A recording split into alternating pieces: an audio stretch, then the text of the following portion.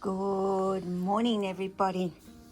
Well, as you can hear, or maybe you can hear, that I have a huffy puffy, Jessie, because, and yes, I'm in my PJs, it is Sunday morning, and Jessie was making lots and lots of noises in his enclosure, which kind of tells me, Jessie wants out and it's time to go outside, of course, and luckily enough the sun is actually shining. But the problem is Jessie needing major security always. One of my most, I guess, insecure snakes when it comes to him being actually held. I'm surprised this thing is holding up.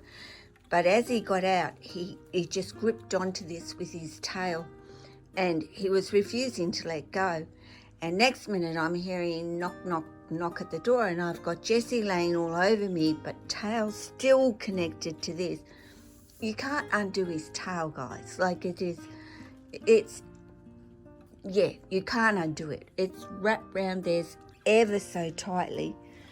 So of course fortunately, this being so light, I could pick him up and this and get to the front door and get back to the front door with a bird flying all around me and Jessie going up and down and around, and I'm like, and he's huffing and puffing.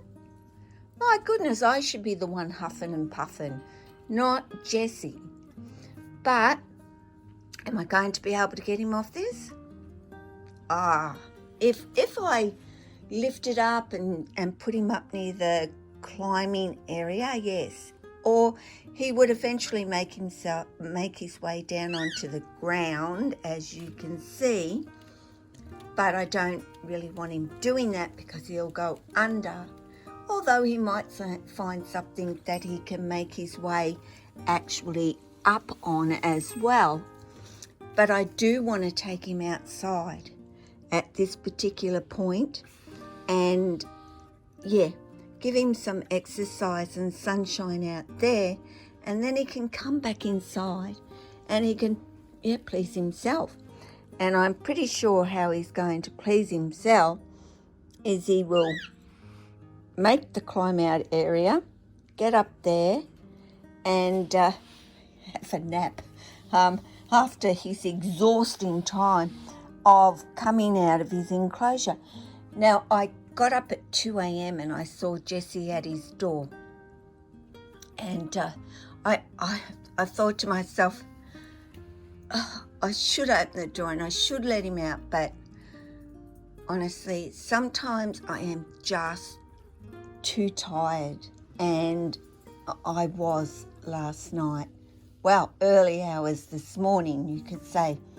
And believe me, a lot of the time, I will get them out at 2 a.m. I'm not in mind to pick up the camera, mind you, because my brain is kind of not in working mode at all. But, this is body language from Jessie, hanging on as tight as he can with that tail, and he'll grip with any part of his body, which, has told me that Jessie isn't and doesn't feel secure, and he has been like that. If you go back to my early days when he was even just this little boy, he preferred to come out on a stick or a branch, whatever, just so long as he had grip of it. And then he was comfortable. He was really comfortable coming out. He was not comfortable so much with me holding him. That never stopped me from holding Jessie. Look, if you slow down, bud, slow down. Just slow down, okay? Slow down and calm down. That I wasn't going to drop him. There was no way I was going to drop him or hurt him or let anything happen to him while I was holding him. I think when I first got Jesse, he seemed to be okay. It started to make appearance a few months into having him here, and I noticed this insecurity pattern happening. And I do realize that, other people do have snakes that are like this.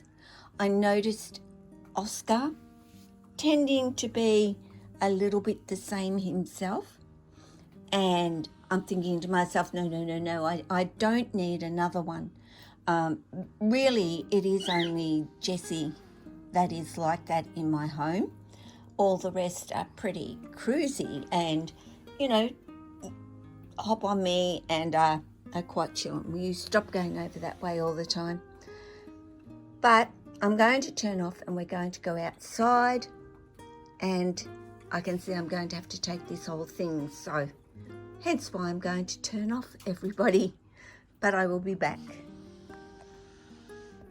There's a lot of weight going on here, guys, on this particular thing, and I'm waiting for him to go down. I guess the best part about this thing is it can be all put back together again when it falls apart. And I can see one bit that is actually pulled down, but that's a pretty easy fix. But goodness gracious, Jess, just move your booty, will you?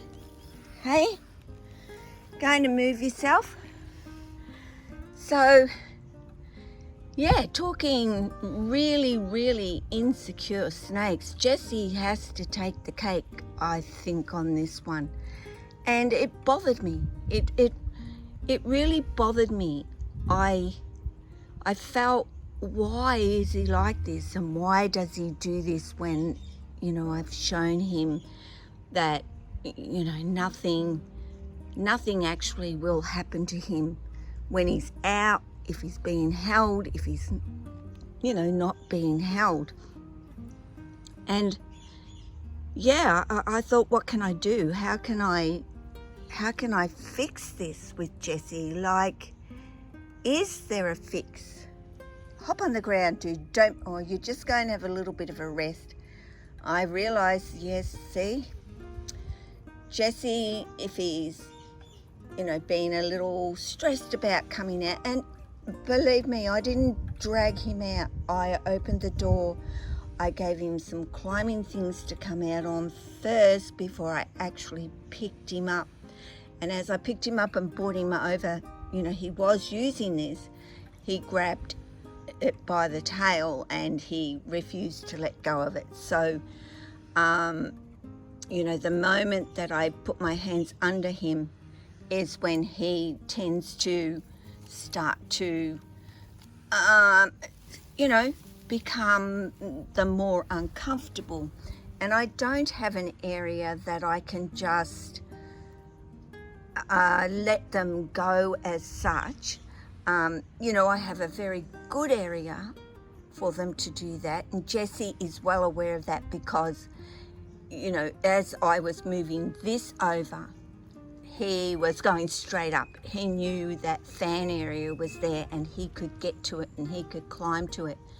Now, prior to creating all those spaces, up was not really what they did, but they know now. They know the room and they know what is in the room. But by creating all these comfortable environments, it isn't about I got lazy with trying to get Jessie to accept the fact that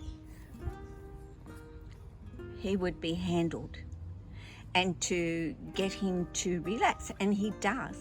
Look, trust me, at some point he does start to settle down and calm down, but never ever to the extent that my others are, and my others are from the moment they hit my hand, you could say.